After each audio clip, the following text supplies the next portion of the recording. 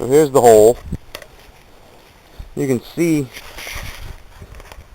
I don't know how clearly you can see, right in this area here is the burn layer.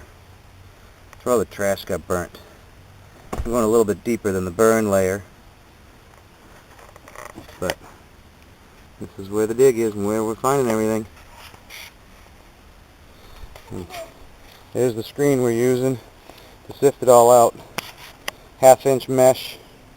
US dime is just over 1/2 inch. She got something. Yep. What did we find so far, Bug? Do you remember? I forget. You forget. Okay. Well, we showed a bunch of stuff.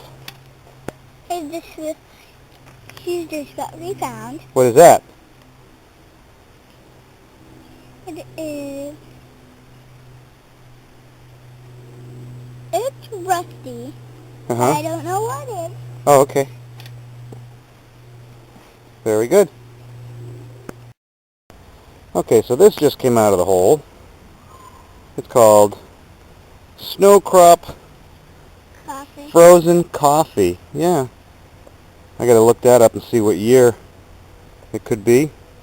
Distributed by Snow Crop Marketers Division of Clinton Foods Incorporated, New York, New York.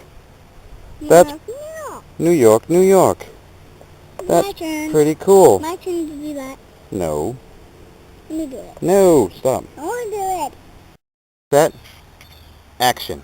This is what we found in there. And what is it? It's a bottle. A jar. A jar? Jar. Uh-huh. It's What year?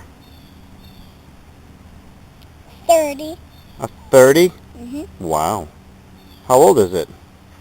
100. 100? Mm-hmm. 100 what? 130. 130 what? 130 billion. Yeah? That's pretty old. Mm-hmm. All right. What do you think was in there? M&M's. M&M's is what they had in it? She says. Oh, okay. Very good. Well, great find. Thank you. Welcome. Well, we're pretty much out of the burn layer now, and I think that this one pit has given me what she's got. I don't know if it goes further one way or another, but this is all I'm getting now. Some iron, I don't know what it is, broken glass, ointment or toothpaste of some sort, more broken glass. I don't know how to tell the age on these things. You know, stuff like that, obviously. There's some charcoal from some aluminum foil or tin foil. But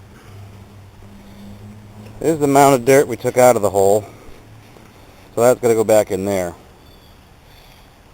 And I think she has given me all she's got. Good news is I've got some really nice screened loam here now. So I can fill the hole back in pretty easy. And this is exactly the center of this, right around here, when it was still all grass.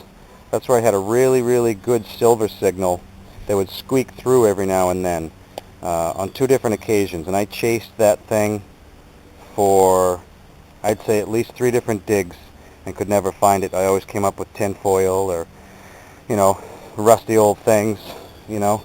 But this is all the stuff that's down there that's making my life miserable. There's bits of wire like that, bits of metal, little bits of clothesline, clothespin spring. I found several sardine keys with the metal still wrapped around like that. That's an old key from a can of sardines or a canned ham. So there it is, folks. Till the next one. But hey, I found my first silver. I have a couple wild tidbits for you. This plant here, This is all we dumped it with. that's what we filled the dirt with. This plant here, with the green undersided, purple topped stems, with these berries on it. These berries turn like a deep blood red or a purple. This is called polkberry, P-O-L-K, polkberry. They're not poisonous. Native American Indians used to use the purple berries to dye their clothes. That's how strong the dye is inside the berries. That's polkberry, not poisonous. This little purple guy over here, this one with these purple flowers, like this here, right there, this is called nightshade. This is called nightshade. Or wood. Really? So this one is called nightshade. It's actually a vine. You can see it vining out like this. It's called bittersweet nightshade.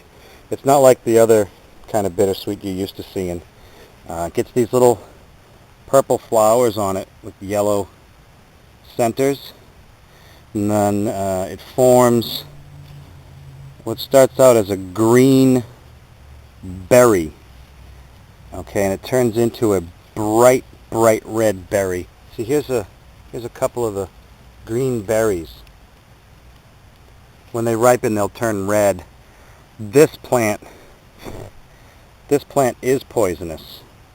Okay, not to touch. It's not like poison ivy or anything. But the berries are considered poisonous because they're an anticoagulant.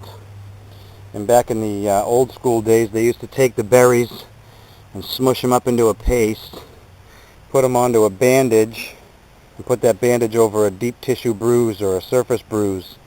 And the anticoagulant properties of the berry would help the bruise just stop, because a bruise is coagulated blood at the surface. It would help the bruise to go away. But if ingested, they can cause internal hemorrhaging, so be careful of those guys.